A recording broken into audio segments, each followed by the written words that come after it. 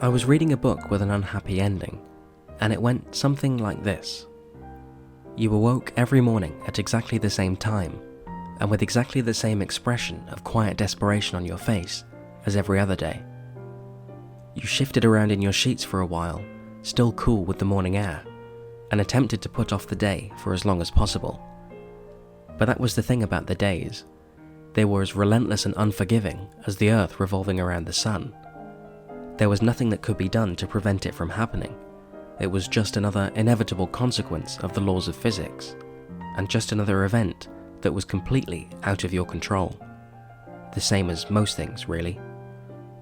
After this tug of war with the universe was over, you dressed into your normal people clothes, and with that, the charade of pretending to be a normal person started, and it would continue until you came back to sleep in the evening. The days were just a blank stretch of time to fill with any meaningless activity, until you could escape to the land of dreams once more. You might take yourself for a walk now and then, puppeteering your body through the world that seemed every bit as absurd as you pretended it was. You might make sure that you were feeding yourself enough, or you might not, tricking yourself into thinking that not eating agreed with you. You might decide to call those friends that you've been meaning to for the past few weeks, or was it months now? Although perhaps not today. They were probably busy doing normal people things, and had far too much in their schedules to make an appointment to talk with you. The weekends came and went without many productive things being done, and you wonder how all the people on the streets outside seemed to live so effortlessly, as if just existing in the first place didn't take up most of your mental energy. You wondered if they too were pretending to be normal people just like you. Everything always looks perfect on the outside, but the inside was a much different story indeed. The work week rolled around, and you put on the shirt that hadn't been ironed yet, and the tie that you still hadn't figured out how to tie properly. A half-rush knot was all that it was. A perfect metaphor, really. The office was the same as it was the week before. The same desks and printers and people that were boring enough to be just another piece of the office furniture. You checked your inbox for any emails, and there was nothing, and thus concluded the most productive session of the workday. For the next few hours, you half looked at the numbers fleeting across the screen, pushed from one spreadsheet to the next, not caring to think about what they meant. It didn't really matter.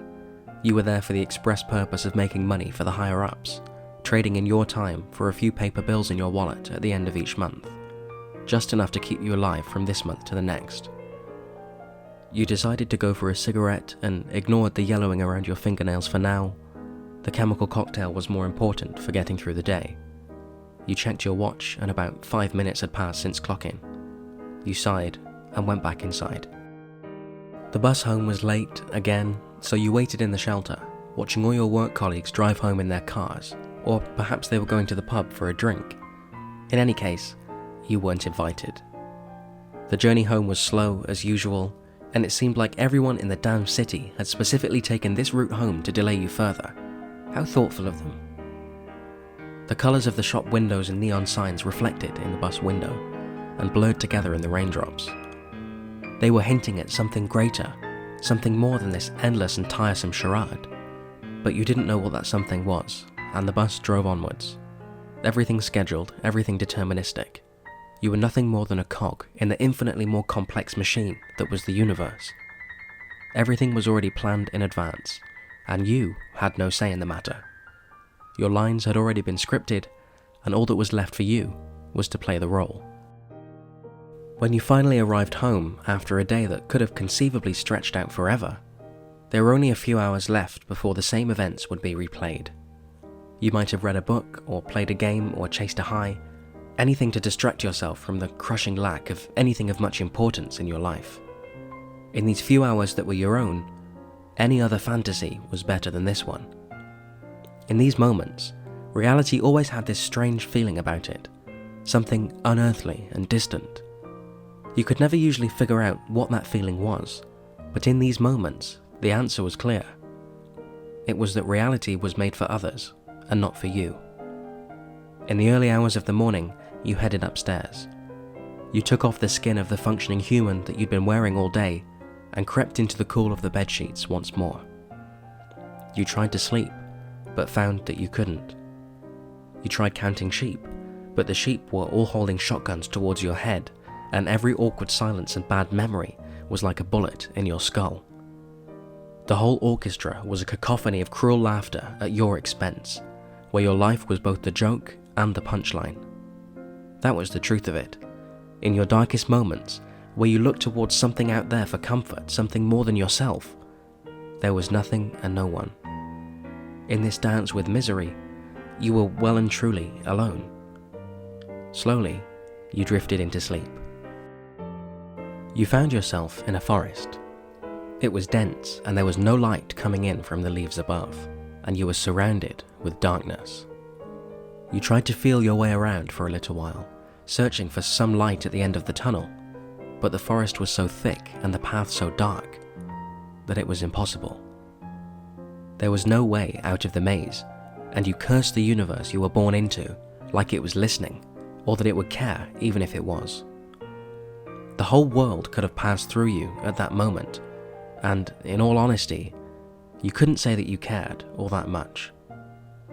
You dropped your head into your hands, cried a tearless whimper, and resolved to stay inside the forest forever.